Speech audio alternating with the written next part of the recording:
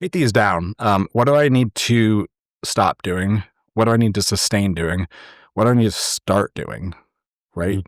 And then I would go a little bit further and ask myself what is working and what's not working. And I'd look at these from all four domains. So body, being, balance, business. I'd go through, write these questions out and answer them quarterly.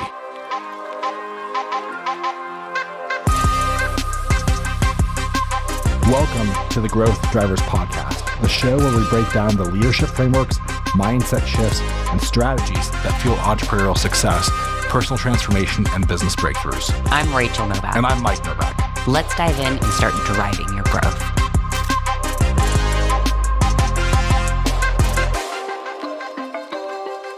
The power of the pause, why reflection is a weapon. Today, we're going to do a deep dive into the concept of the pause, why it is important, why it's probably a blind spot you have as a real estate agent and as just a person, and how reflection is one of the most powerful weapons you have in your arsenal.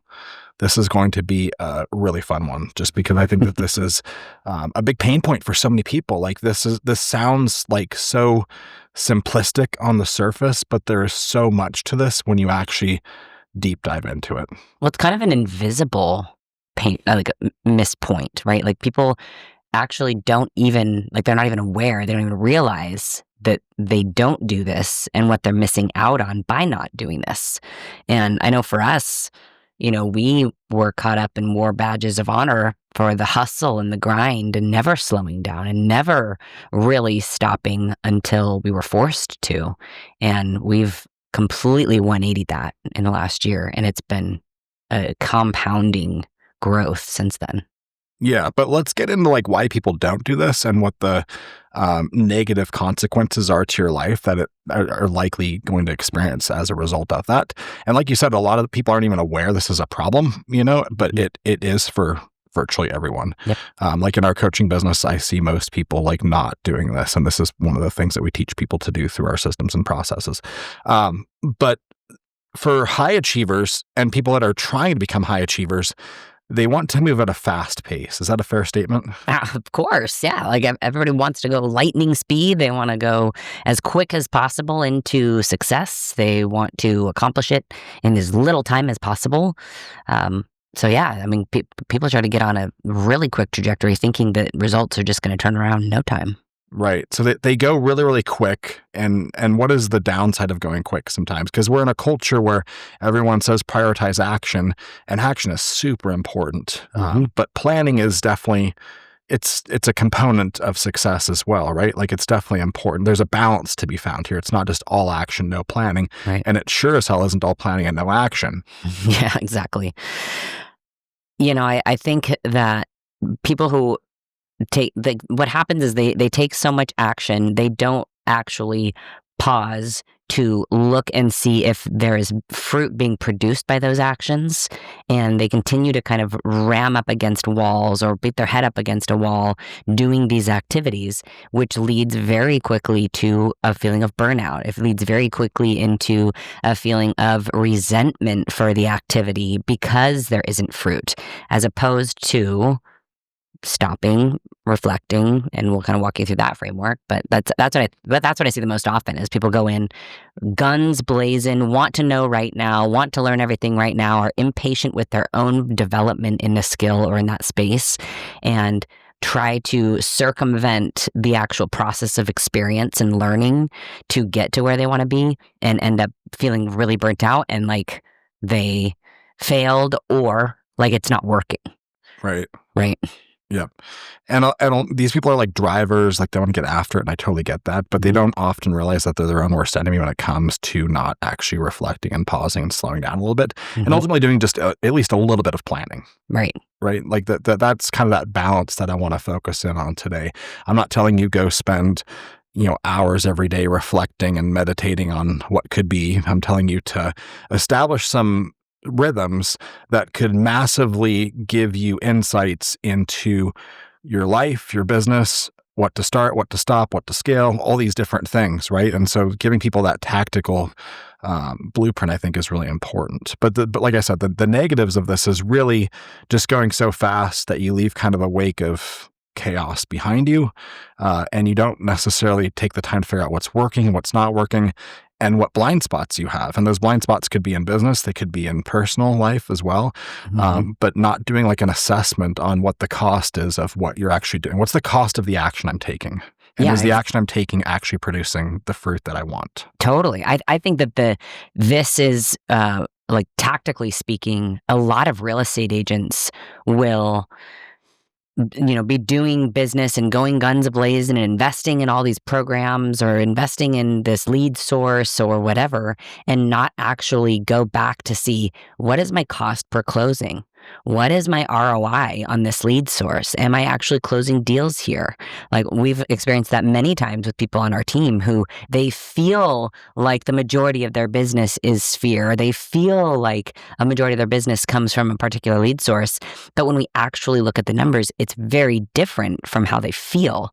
So without that pause and reflect on, where is business coming from? What is my return on the investment that I'm making in these particular lead sources? And is it making sense, like cost per closing? Like, am I upside down? Like, we do that religiously every single month with our lead sources, and we found multiple lead sources in past years to cost us on average per closing more than the commission was, which obviously isn't a good business decision. So that's a kind of a tactical thing to look at, and that can be across almost any entrepreneurship industry. What kind of systems, software, marketing are you investing in? And is it having a direct ROI? Are you actually making money on that money that you're investing for it?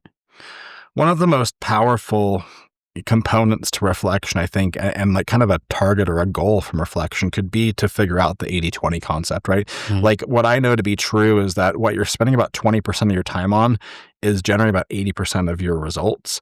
And so you're wasting a lot of time on things that don't actually move the needle. And a lot of times, unfortunately, in real estate, these things come with recognition. Tell me more about that, Michael. Like going and teaching other agents how to do stuff for free, like going and speaking at different seminars and things like that, like jumping on Zoom calls with different vendors. Like, I've certainly done some of these things. These things feel good, but they don't actually make you any money. Like, let's be super clear about that. So I was going to say, like, industry coffees or lunches with lenders or any of these things that is taking you out of the modality of revenue generation or business building in order to network without a very clear objective as to what that meeting is going to produce, right? Like, I've gotten in the habit now over the last year, 2 years, where when somebody asks me for a meeting, like, hey, can I buy you coffee? I go, I say, this is what I say. I say, I am absolutely open to that if you can kind of give me like 3 different frameworks as to what we're going to accomplish in our meeting together. Yeah, my and response 10 times out of 10, they do not know. They're like, oh, okay, never mind. My response is, coffee is $1,000 an hour. Yeah. Bring your credit card. And then we can talk about whatever you want. So, but yeah, I think when you get things thrown your direction, like, it's tempting to go do these things because it feels good or it feels like recognition, which is what people, they want that. That's like a human nature thing. Like, they want to feel recognized. They crave recognition, but they don't realize that these things actually make them zero money.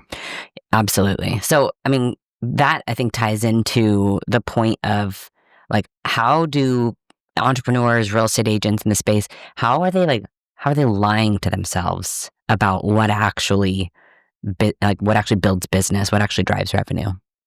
Well, I think a lot of agents get caught up in the whatever is hot at the moment. Like, in the last 2 years, I think it's been YouTube. Like, hey, there's been a lot of lies from different people saying, like, hey, if you just build a YouTube channel, you can have, sell 50 homes a year, never make a cold call again, never use the phone. Like, it's just going to fall in your lap. And so, like, looking for things like that tends to be a big distraction for agents. And it's all in the attempt to avoid pain, right? Like, making phone calls is painful for them. So it hits a chord with them when they get marketed to and say, hey, you don't have to make phone calls anymore. Do this instead. And this is easy. Just go make videos and feel like an influencer. Exactly. I was going to say. But I don't know anyone that's actually made great money off of YouTube, to be totally honest with you. Well, and I was going to say, like, listing videos, listing walkthrough videos. Hey, I have a new listing. Let's walk it. Like, that if you're doing it for the seller right, for marketing, that's cool. And as a seller, it's like, yeah, it's really cool to have that footage to see my house that way and being marketed.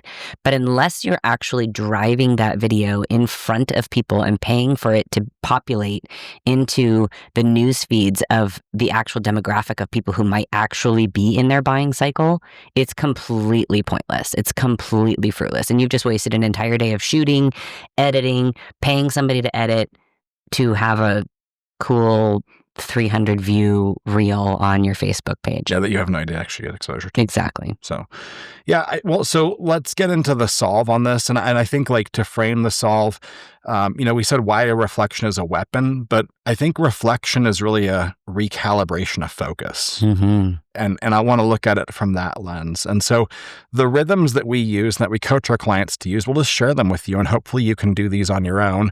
Of course, if you want help with them, you can reach out to us or get into one of our coaching programs and we'll give you the frameworks and you can use our app and tools for these. But let's walk people through the reflection rhythms that we use and how do we keep these things from taking up just an abundance of our time and preventing us from taking action. Like, let's talk through that. What are the actual rhythms that we do? So there's a couple of different ones. We utilize in our Warrior app, we utilize weekly wars, we utilize monthly missions, and then of course foundational fact maps every quarter. And that allows us where it's a forced slowdown to really see and look back over the last week, over the last month, over the last quarter. Where am I at? Yeah, let's take these one at a time because that's going to sound really overwhelming for people. So the one I'd like to start with is the last one you said, the fact maps reviewed quarterly, right? Mm-hmm. Why do we do this and what is it? Like this is a process of really examining what are the facts of each one of my domains as of right now. Because in our process and in our system and what most people do, they set annual goals, right? But they fail to recalibrate those goals based on what's working or not working on a quarterly basis. And that's why fact maps are so invaluable. They take like an hour and a half per fact map to do, but it gets very, very granular to help you distill what's working, what needs to change, and what ultimately you need to do to create alignment from where you're at to still hit your annual targets. Yeah, exactly. So by slowing down every single quarter, like this gives the opportunity for you to get really real with yourself. Like hold up a mirror, look in that mirror. Am I in full integrity with the trajectory that I was trying to be on for this year? Am I doing the activities consistently? Am I prioritizing the things that I need to in my business, in my calendar, in each domain, right? Am I prioritizing my marriage? Am I prioritizing my kids? Am I prioritizing revenue generation? Am I prioritizing my fitness? And by getting really real and raw with yourself, that is an incredible tool for transformation because it forces you to look at yourself and look at your life objectively as opposed to going off of a fleeting feeling or a mood that you may be in when like you have those days that feeling like things aren't working or feeling like this one activity, like you can't keep up. Like we all have those days where we like cannot catch up. We do not feel like we're accomplishing anything. We don't feel like we're doing anything well. And then conversely, we have those days where we're on a peak and we're absolutely fucking crushing it and we're accomplishing a ton of things. But if we're making decisions in those moments of emotion as opposed to stopping and actually reflecting on the facts of each domain, you're gonna be led astray unintentionally. So write these down. What do I need to stop doing? What do I need to sustain doing? What do I need to start doing, right? And then I would go a little bit further and ask myself what is working and what's not working. And I'd look at these from all 4 domains. So body, being, balance, business. I'd go through, write these questions out and answer them quarterly. And I think if you give yourself half a day to do this, that's a half day very, very well spent. Absolutely. Like pull out your annual goals and really do a checkup on where are you at and are you actually on track and what recalibrations need to occur. That one thing alone could be the difference between hitting your annual goals and not because it brings that recalibration of focus. Right. Well, and to piggyback on that, right? There's, of course, what do we need to stop, sustain, and start doing? What's working, what's not working? And then what adjustments do I need to make in each domain? Yep. And then we take it a step further and we do a lighter version of this monthly. It takes about an hour, right? Like it's pretty quick. But this is just aligning, what are we going to do this month that is going to set us up for our annual targets? And again, that start, stop, sustain framework kind of on just a lighter, quicker review. If you're doing the fact maps each quarter, that's your deep dive and analysis. The monthly missions can be much quicker. But in our monthly missions, we're going to set targets for each one of our domains as well. So it's helpful to do some reflection at that point. About an hour is all it really takes. And you mentioned weekly wars. How much time commitment is that? Obviously, you're doing this every week. Yeah. Honestly, I've gotten my weekly wars down to where it takes me 30 to 45 minutes max. Being able to reflect on the last week. Did I get these things done? Did I win this war? Did I do all 4 of these things? And that's something I'm checking on every single day, right? I'm checking on what do I still need to accomplish that I put in my war? What do I need to do that I haven't closed a loop on yet? And then for next week, what do I need to accomplish and do in each of these domains to continue moving the ball down the field? Yeah, exactly. So quarterly, monthly, weekly, and each one scales down as far as the time commitment goes.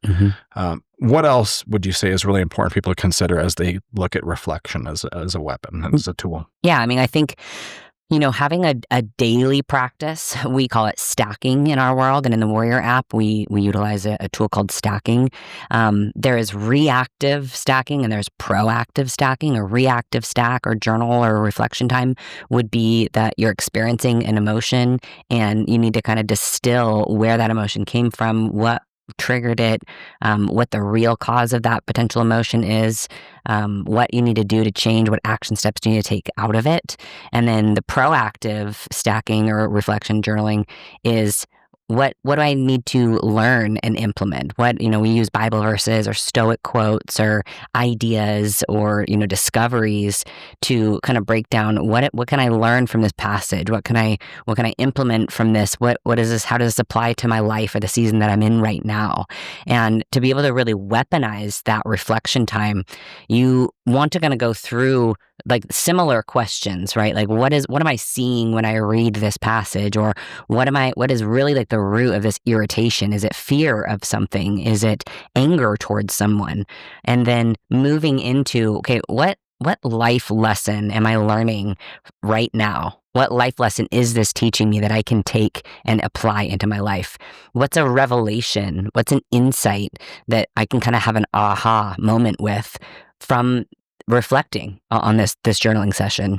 And then, of course, the most important part in order to weaponize that reflection time is what actions am I taking tangibly from this session to implement into my business, body, balance, or being domain that's actually going to change something and make an adjustment and transform?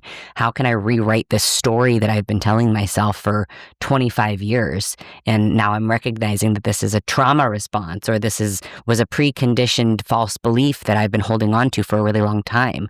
How can I now change that story? What story do I need to tell myself? And what actions do I need to take to actually make that my new reality? That's how you weaponize reflection. Very powerful. So we've given you kind of a framework for quarterly, monthly, weekly, and even daily if you really want to. Stacking is hard to do without our app, but you could do some kind of like version of journaling. So I think like the most important thing, like the thing that this could help you avoid is that mindset of I'm going to just keep doing things because I've always done them. Yes. You know what I mean? Let's talk more about that. I think that if you can like take that away from this podcast, you're going to really be winning, even if you don't implement any of this other stuff that we just shared with you guys. I read a quote a couple weeks back that said specifically about this quote that you just mentioned, that if you have the mindset I'm doing it because that's the way it's always been done, or that's the way I've always done it, or that's just who I am, you are completely stunting your own growth and transformation to become a better, different version of yourself. Yeah. And in business, it's super dangerous too. I know that I probably piss off our team a lot, especially our leadership, because I'll pivot really fast. I'll be like, why are we doing this? Like, this worked 2 years ago and it hasn't yielded any fruit in the last year. We're just literally wasting our time. Well, I mean, I was just having that conversation with my partner just literally half an hour ago about, hey, we actually are constantly evolving. We are constantly updating SOPs. We are constantly changing the cadence of communication or the modality of communication when we're trying to get a hold of people.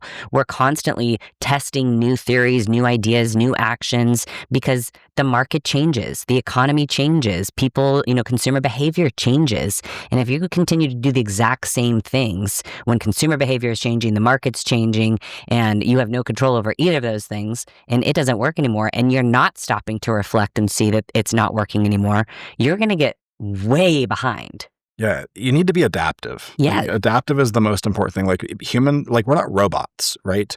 We need to be able to intelligently look at a situation and have a process and an operating system to determine and distill if what we're doing is actually worth the time and the energy we're putting into it. If we don't do that, that's really what this is, right? And that allows us to get more out of each day, out of each month, out of each year.